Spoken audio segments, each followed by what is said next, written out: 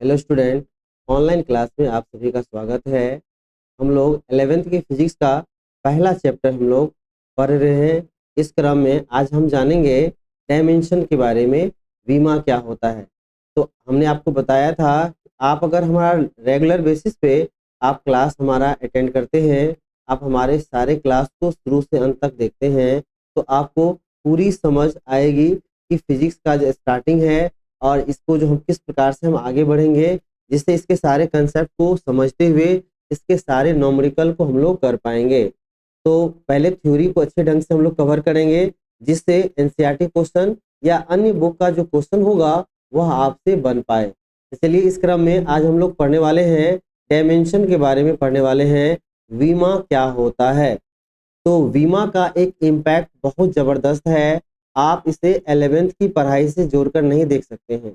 वीमा एक आपको कई सारे जगह पे इसका प्रयोग होने वाला एक क्या कहते हैं निकालने का, जानने का एक तरीका होता है। किसी भी भौतिक राशि का बीमा हम लोग किस प्रकार से निकालते हैं, इसका एप्लीकेशन आपको 11th में होता ही होता है, 12 में भी होता है, और जो भी आप कॉम्पिटिटिव एग्जाम को फेस करते हैं उन सारे एग्जाम में आपको डायमेंशन दिया जाता है।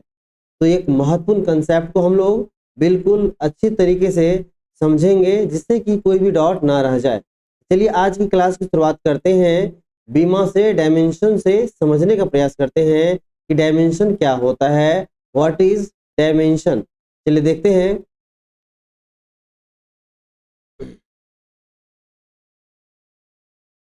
तो हमारे पास जो है, आज हमको समझाना क्या है, आपको डायमेंशन, बीमा क्या होता है। आप ऐसे इस प्रकार से लिख सकते हैं,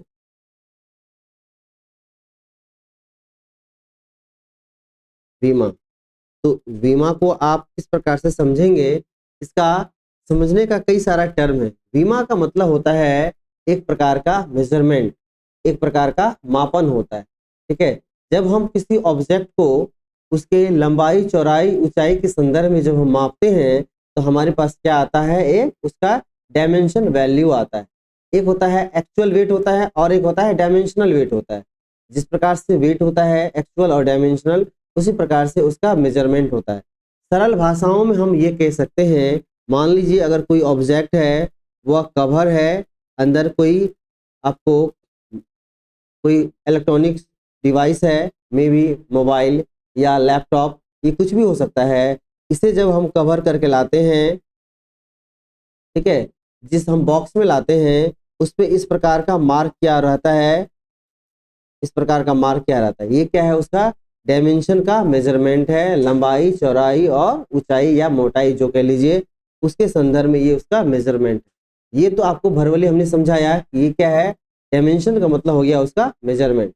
ये तो प्रैक्टिकल लाइफ में आप देखेंगे, आपके घर में जो फ्रिज आएगा या टीवी आएगा, तो उसके बॉक्स पे इस प्रकार का मार्क किया रहता है। ये क्या है, उसका डायमेंशन निकालने का एक तरीका होता है। अब हम समझते हैं कि ये भौतिक राशि, किसी भी भौतिक राशि को हम लोग कैसे जानेंगे कि इसका डायमेंशन क्या होगा या किस रूप में हम लिख पाएंगे। तो इसको समझने के लिए हम डायमेंशन को डिफाइन करेंगे कि डायमेंशन क्या होता है। यह एक प्रक्रिया है, एक प्रोसेस है, जिसमें हम जिसमें हम किसी भी भौतिक राशि को उसके मूल भौतिक राशि के घात एक्सपोनेंट के रूप में लिखते हैं। यही हमारा तरीका, यही हमारा प्रोसेस होता है, क्या कहलाता है, आपको डायमेंशन कहलाता है। ध्यान दीजिएगा, हमने यह बोला है कि जब आप किसी भौतिक राशि को उसके मूल भौतिक राशि के घात के रूप में लिखते हैं, तो यह जो लिखने का तरीका क्या कहलाता है, डायमेंशन कहलाता है, वीमा कहलाता है। चलिए इसको हम लोग परिभाषिक रूप में रखते हैं।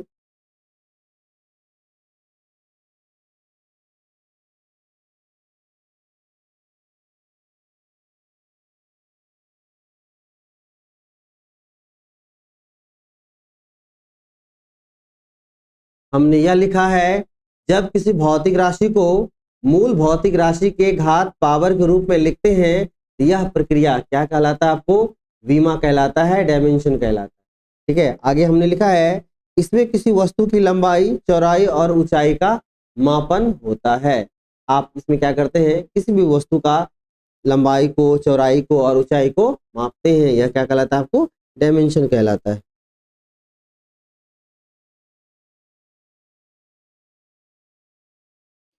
इसी को हमने लिखा है when a physical quantity is expressed in the term of fundamental physical quantity, it is written as the power is product of different power या exponent of the fundamental quantities। अर्थ ये हुआ कि जब आप किसी भौतिक राशि को मूल भौतिक राशि के घात के रूप में, पावर के रूप में लिख पाते हैं, यह जो प्रक्रिया है वह क्या कहलाता है आपको? डायमेंशन कहलाता है। ठीक है, ये क्या हो जाएगा आपको? डायमेंशन हो जाता है। तो हम क्या करेंगे इसमें, आपको मूल भौतिक राशि कौन कौन सा है? द्रव्यमान है, लंबाई है और समय है। ये सभी क्या आपको मूल भौतिक राशि है।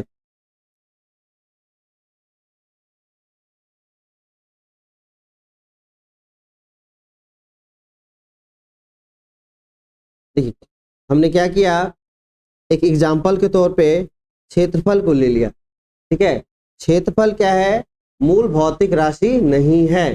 कल हम लोग बात कर रहे थे मूल भौतिक राशि और व्युत्पन्न भौतिक राशि के बारे में।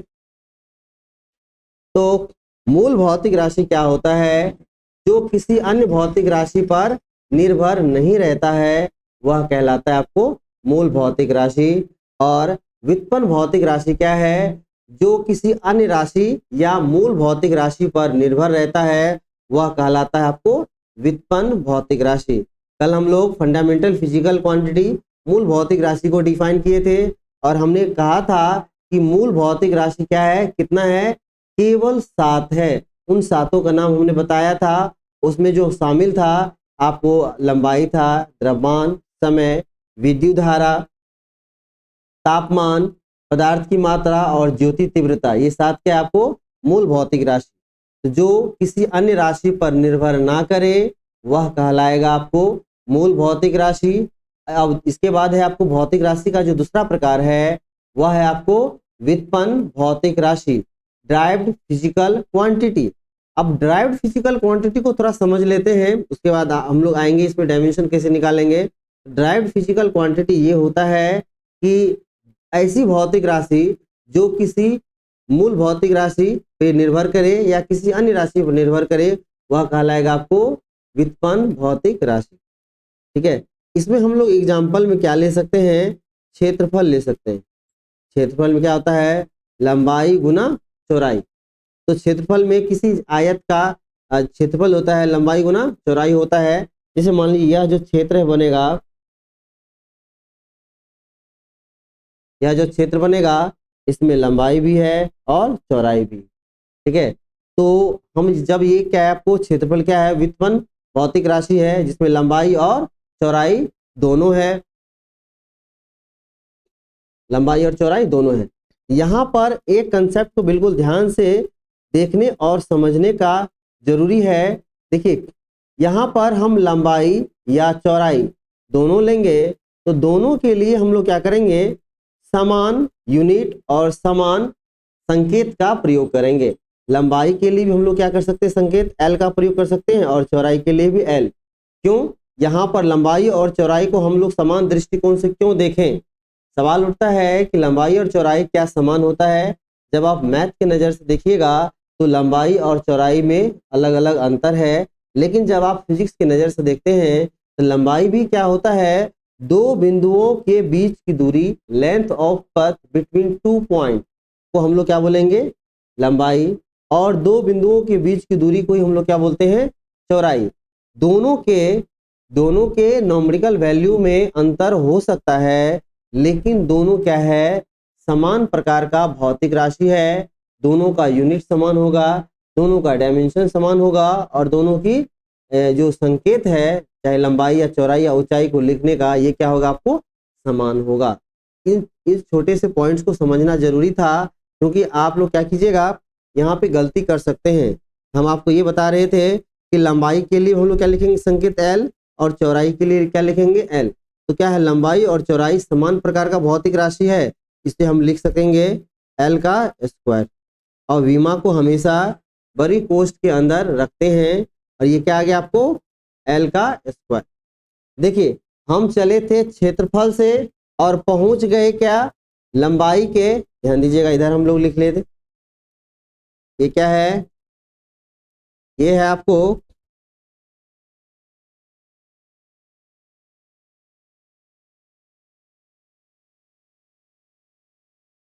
ये है मूल भौतिक राशि का आपको पावर के रूप में आया। लंबाई क्या है? मूल भौतिक राशि। तो हम चले थे क्षेत्रफल से, ठीक है, क्षेत्रफल है आपको व्युत्पन्न भौतिक राशि, और यहां से हमें क्या प्राप्त होता है? मूल भौतिक राशि का एक्सपोनेंट या पावर प्राप्त होता है। तो हम यही कहेंगे कि जब किसी भौतिक राशि को मूल भौतिक राशि के घात के रूप में लिखते हैं या व्यक्त करते हैं, तो यह तरीका, यह प्रक्रिया क्या कहलाता है? आपको विमा कहलाता है, डायमेंशन कहलाता है। तो यहाँ आपको कंसेप्ट क्लियर हो गया होगा। अगर किसी को डाउट है, एक एग्जाम्पल और लेंगे, ठीक है, जिससे कि उसका डाउट क्लियर हो जाए, और हम लोग डायमेंशन को बहुत अच्छे तरीके से और बहुत कंसेप्ट के साथ करेंगे। और यहाँ से हम डायमेंशन से रिलेटेड जितने भी क्वेश्चन आपसे बन सकते हैं, पूछने वाला जो प्रश्न है, उन सारे प्रश्न को हम लोग करेंगे, ठीक है। तो आप अगर बेहतर तैयारी, अच्छे से अच्छे डायमेंशन पर अगर पकड़ बनाना चाहते हैं, तो हमारा वीडियो शुरू से देखिए और लगातार देखिए, जिससे कि कहीं भी आपको डाउट की कोई संभावना नहीं रह जाए। तो चलिए हम एक अन्य एग्जाम्पल के माध्यम से समझते हैं कि बीमा क्या होता है।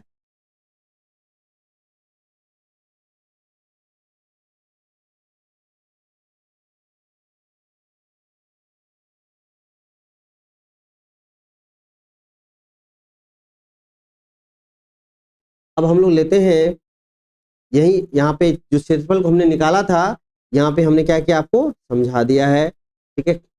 या आप जब द्रव्यमान ना हो, समय ना हो, तो इन दोनों को हटा सकते हैं, लेकिन डायमेंशन ज्यादातर आपको आपको द्रव्यमान, लंबाई और समय के टर्म में रहता है। आप अगर लंबाई नहीं है तो आप क्या कहते हैं, L0 ले सकते हैं, और जब द्रव्यमान नहीं है तो M0 ले सकते हैं, अगर टाइम नहीं है तो टाइम 0 ले सकते हैं।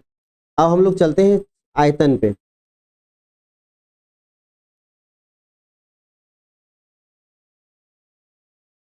आयतन, वॉल्यूम। तो आयतन में क्या होता है? लंबाई भी होती है, चौड़ाई भी होती है और ऊंचाई भी होती है। LBH तीनों होता है।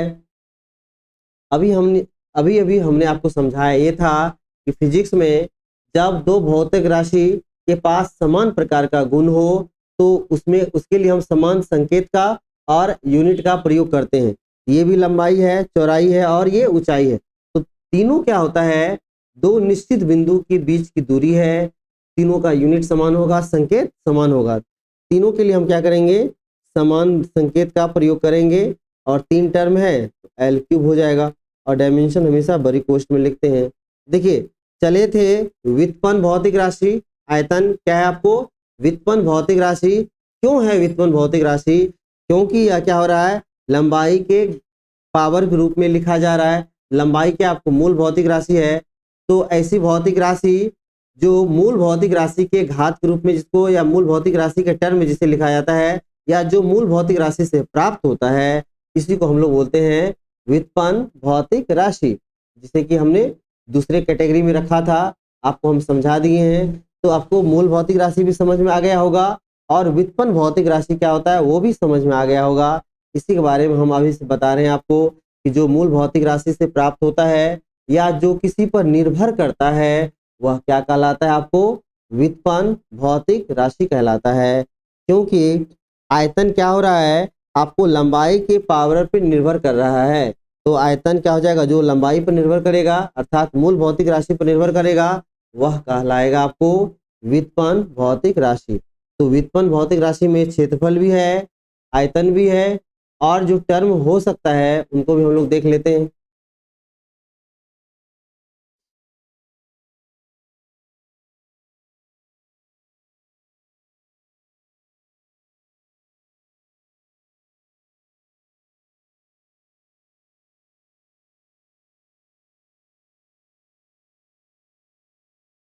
देखिए, आयतन को, एरिया को हम लोग L² लिखेंगे, और आयतन को हम लोग L³ लिखेंगे। इसके बाद देखते हैं अन्य भौतिक राशि का विमा किस प्रकार से लिखा जाएगा।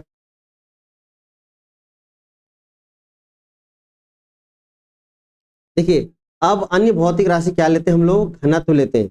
घनत्व का मतलब होता है द्रव्यमान बटे आयतन।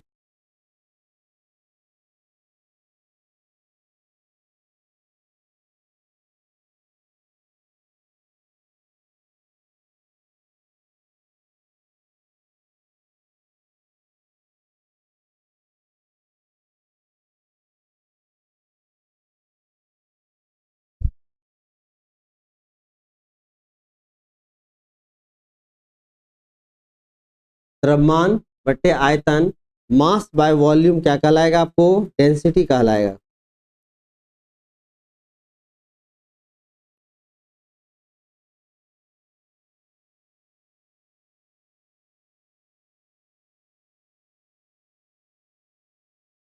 ठीक है, मास क्या है, द्रव्यमान क्या है, गलत लिखा गया है, मास बाय वॉल्यूम, आयतन लिखिए।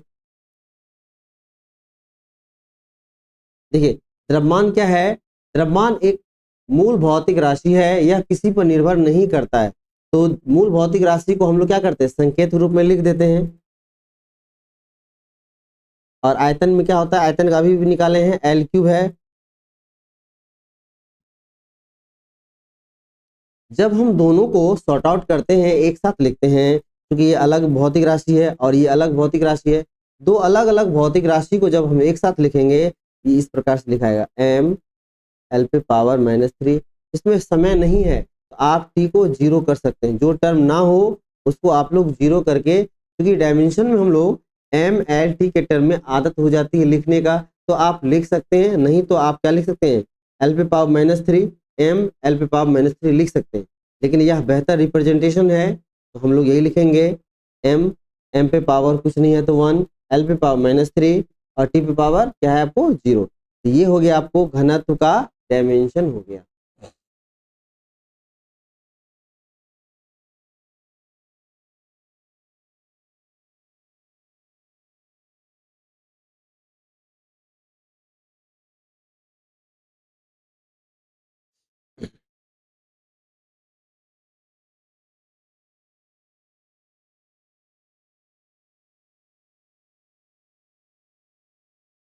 अब हम लोग देखिए आगे बढ़ते हैं।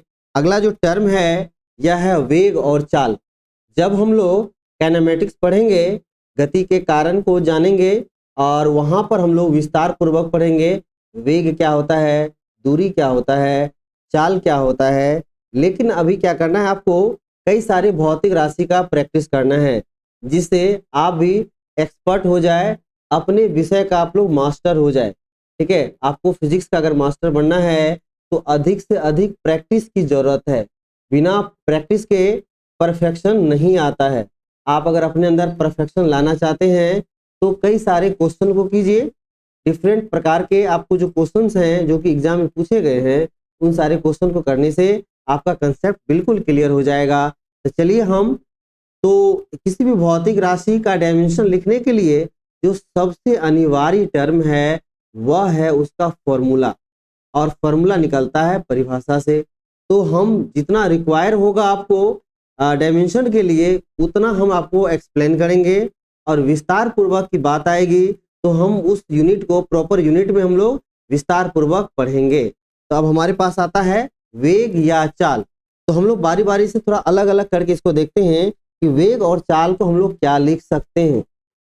अगर हम लिखते हैं वेग, तो वेग बराबर होता है विस्थापन बटे समय। विस्थापन और समय का अनुपात क्या कहलाएगा आपको? वेग कहलाएगा। जबकि चाल क्या होता है? दूरी बटे समय, क्या कहलाएगा आपको? चाल कहलाएगा। तो दो टर्म है, चाल और वेग।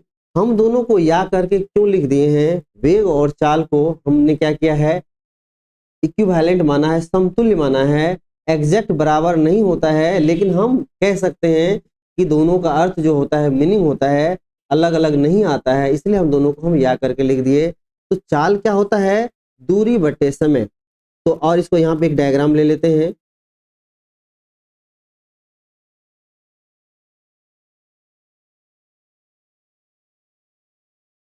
ये देखिए, ट्रायंगल के आकार का एक डायग्राम ले लिए। आप यहाँ से चलना प्रारंभ कीजिएगा और घूम के आप यहाँ पहुँचिएगा तो आप कहिएगा कि हमने क्या किया है, लेंथ ऑफ पथ को तय किया है, रास्ते की लंबाई को हमने तय किया। तो जो रास्ते की लंबाई होती है वह दूरी, डिस्टेंस कहलाती है। लेंथ ऑफ पथ ये क्या कहलाएगा, आपको दूरी कहलाएगा। ठीक है, जब आप निश्चित दिशा के बिना किसी भी दिशा में रास्ते को तय करते हैं बिना निश्चित दिशा के, तो ये इस प्रकार का चलना, आपका दूरी तय करना क्या कहलाएगा, आपको लेंथ ऑफ पथ, रास्ते की लंबाई, यही कहलाएगा, आपको दूरी हो जाएगा। लेकिन जब आप लोग किसी निश्चित बिंदु से अगले निश्चित बिंदु के बीच अल्प दूरी तय करते हैं एक दिशा में रहकर, तो ये कहलाता है आपको डिस्प्लेसमेंट।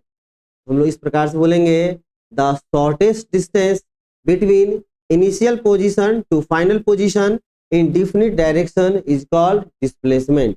यह जो दूरी होता है अल्पमत होता है, शॉर्टेस्ट होता है, लेकिन यह भी क्या है, रास्ते की लंबाई है।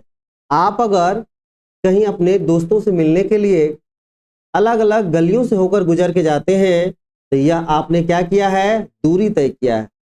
जब आप एक ही दिशा में चलकर आप अपने मित्र के पास पहुंचते हैं, तो आपके द्वारा जो दूरी तय किया जाएगा वह कहलाएगा आपको विस्थापन, डिस्प्लेसमेंट हो गया। तो देखा जाए तो विस्थापन या दूरी दोनों क्या है, दो बिंदुओं के बीच की दूरी है, लेंथ ऑफ पथ है। तो लेंथ ऑफ पथ के लिए हमेशा हम लोग क्या करेंगे, संकेत एल का प्रयोग करेंगे। तो चाहे दूरी के लिए भी हो या आपको विस्थापन के लिए भी हो, तो विस्थापन भी क्या हम समझे कि जब निश्चित दिशा में हम दो बिंदु के बीच दूरी तय करते हैं तो वो क्या कहलाता है, आपका विस्थापन कहलाता है। तो विस्थापन के लिए भी संकेत हम लोग एल लिखेंगे और दूरी के लिए भी संकेत क्या लिखेंगे, हम लोग एल। तो यहाँ पर अगर बारी बारी से देखा जाए, अगर वेग निकालते हैं तो ये होता है आपको विस्थापन बटे समय, विस्थापन बटे हो जाएगा आपको समय आ जाएगा। विस्थापन क्या है, रास्ते की लंबाई है, तो रास्ते की लंबाई के लिए एल लिखेंगे और समय के लिए हम लोग क्या लिखेंगे, कैपिटल टी। देखिए, तो विस्थापन और समय दो अलग अलग भौतिक राशि है, तो दोनों को जब साथ लिखेंगे क्या करेंगे, एल पे पावर 1 और टी पे पावर हो जाएगा -1। तो वेग का यही डायमेंशन निकला, एल तो पावर 1 है, ये छिपा रहता है, टी पे पावर कितना आपको -1, तो एल टी पे पावर -1 क्या कहलाएगा, आपको वेग का विमा। जबकि चाल बराबर हो जाएगा दूरी बटे समय, दूरी भी क्या आपको लेंथ है बटे समय रहेगा टी, एक साथ मिला दीजिएगा, एल टी पे पावर हो जाएगा आपको -1। तो क्या देखें हमने यह देखा कि एल टी पे पावर -1 यह आपको चाल के लिए भी आता है और एल टी पे पावर -1 किसके लिए आता है, वेग के लिए भी आता है। तो चाल और वेग का डायमेंशन क्या हो जाएगा, आपको समान हो जाएगा, इक्वल हो जाएगा। ठीक है, तब हमने ये देखा चाल और वेग का ऐसा यूनिट भी होता है मीटर पर सेकेंड, डायमेंशन भी होता है एल टी पे पावर -1। तो यूनिट और डायमेंशन चाल और वेग का क्या देखें हम लोग, समान है। अब आगे बढ़ते हम लोग इसको देख लेते हैं, प्रॉपर लैंग्वेज के साथ देख लेते हैं।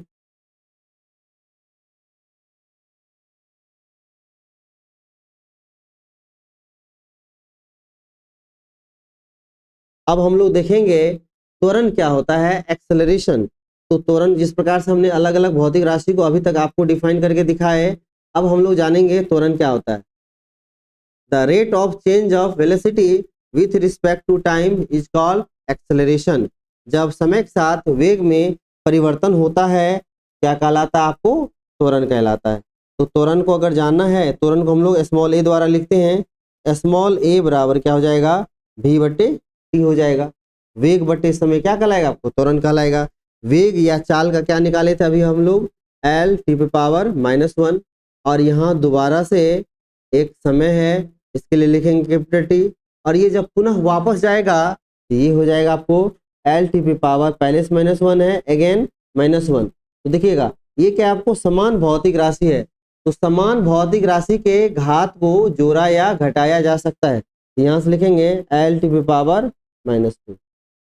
ठीक है, इस प्रकार से त्वरण का जो विमा आया एल टी पी पावर -2 आ गया। यही हो जाएगा इसका डायमेंशन। देखिए एल टी पी पावर -2, या आप m लगा सकते हैं, m तो है नहीं, तो m0 L T P power -2 ये हो जाएगा।